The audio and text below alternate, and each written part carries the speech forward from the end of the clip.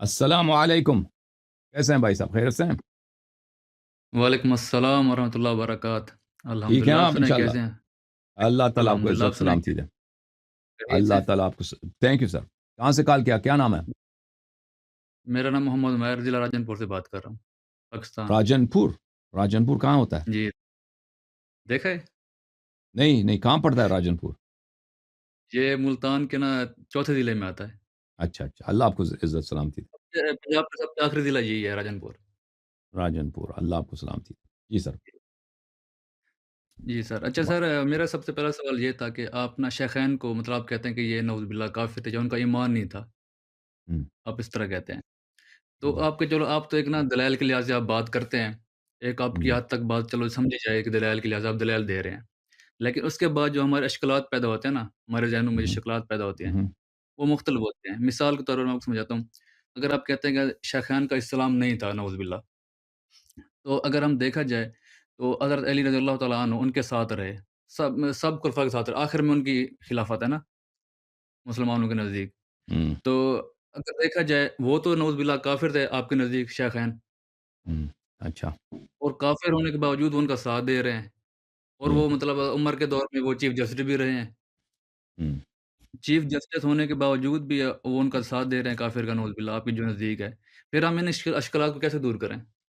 تو میرے بھائی، یہ کہ امیر المؤمنین علیہ الصلاۃ والسلام ابو بکر عمر کے چیف جسٹس رہے ہیں، یا عمر کے رہے ہیں، یا عثمان کے رہے ہیں، یہ ایک جھوٹ ہے۔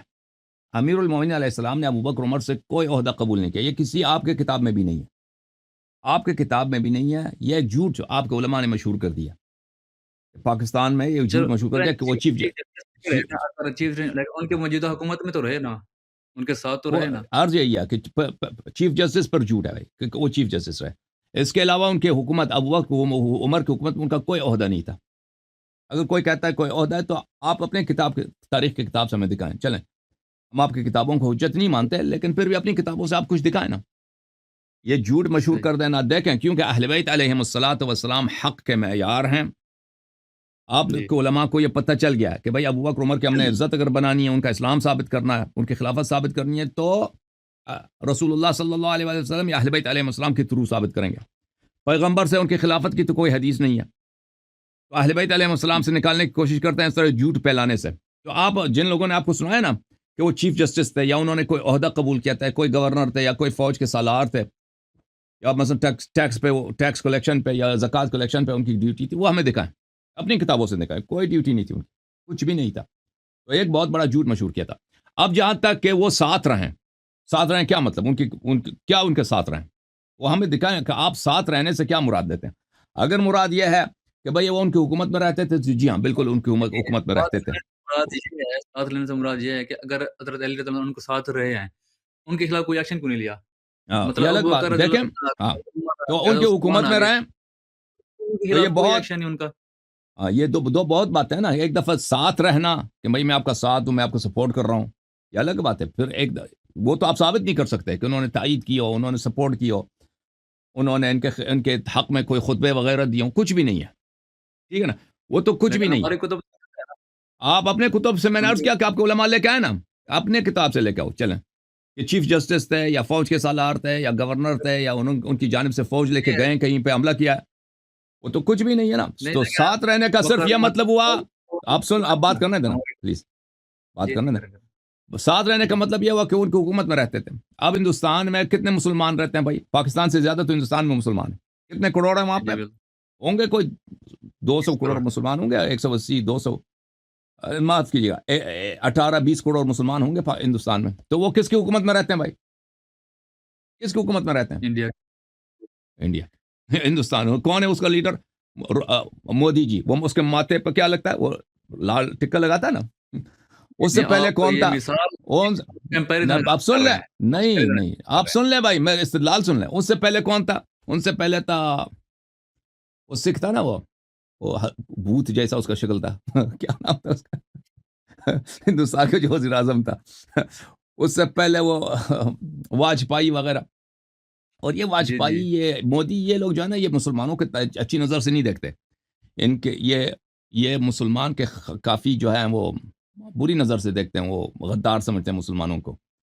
تو بہرحال جی اب جو ہندوستانی وہاں پہ رہتے ہیں، اس کا مطلب یہ ہے کہ وہ مودی جی صاحب کو بہت ہی نیک آدمی، اعلیٰ آدمی، خلیفہ رسول سمجھتے ہیں؟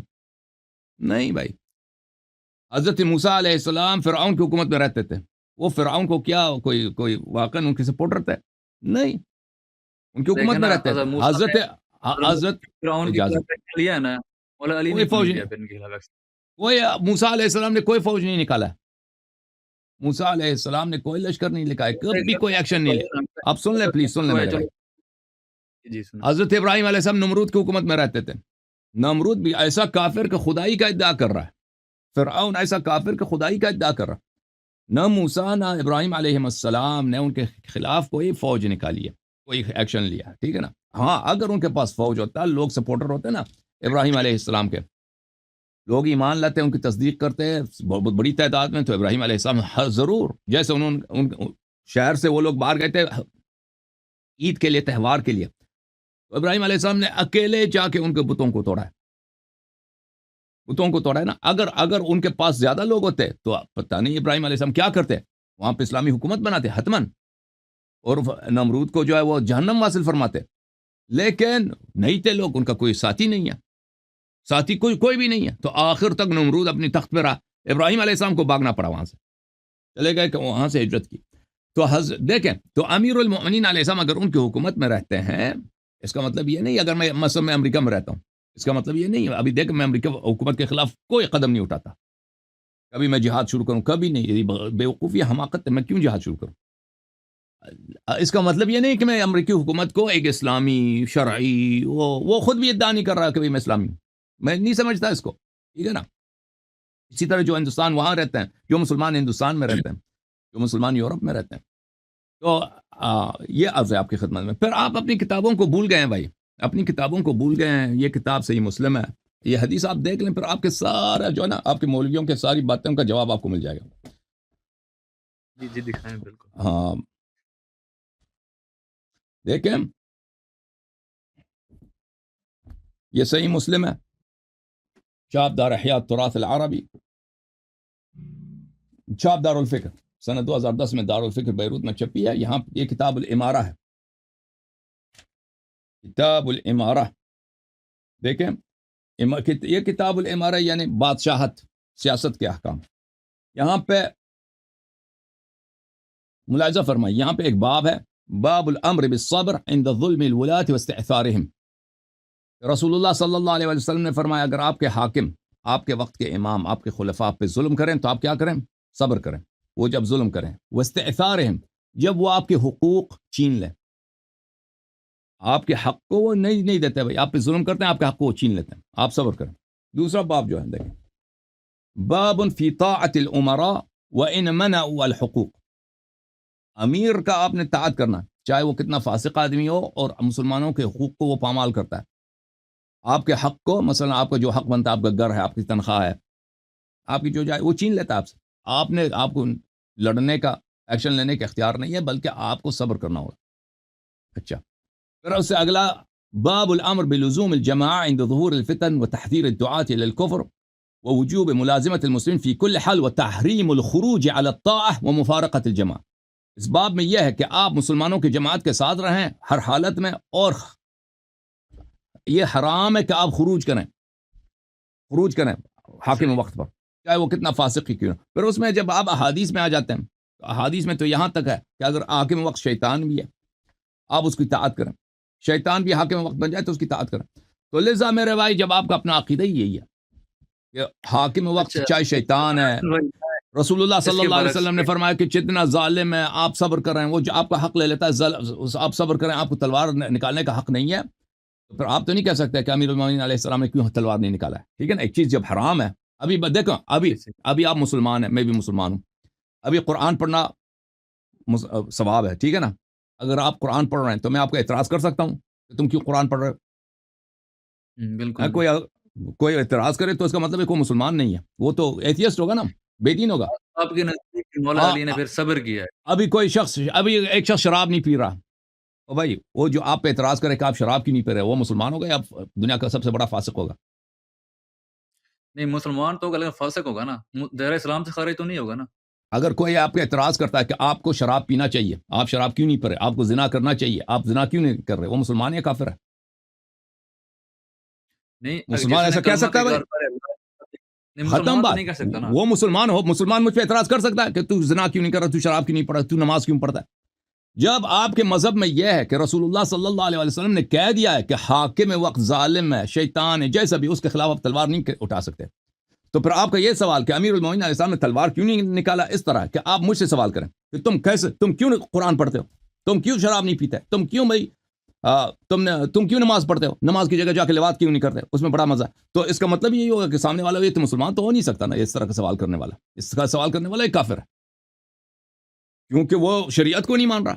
ٹھیک ہے نا؟ تو آپ کا یہ جو سوال آپ کے مولویوں نے آپ کو سکھایا نا، یہ آپ کی یہ سوال کا اساس کفر پر ہے، نہ ایمان پر. میں تحقیق ہاں مطلب ہاں. میں کسی مولوی کی طرف سے نہیں آیا ہوا، میں خود سرچ اور تحقیق کر کے یہی ہے، یہ جو ہے نا آپ کے مولویوں کے پاس اس کے سوا کچھ ہے بھی نہیں. ان کی تقریر سنے نا، وہ آخر میں اسی پہ آ جاتے ہیں، ادھر جاؤ ادھر جاؤ، اس کے دلیل امیر المومنین علیہ السلام نے ان کے خلاف تلوار نہیں اٹھایا.